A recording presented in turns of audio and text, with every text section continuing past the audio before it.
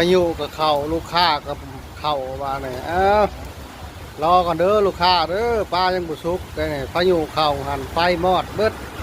ไฟดับหมดเลยฮะกระติดเตาใหม่รออดใจรอ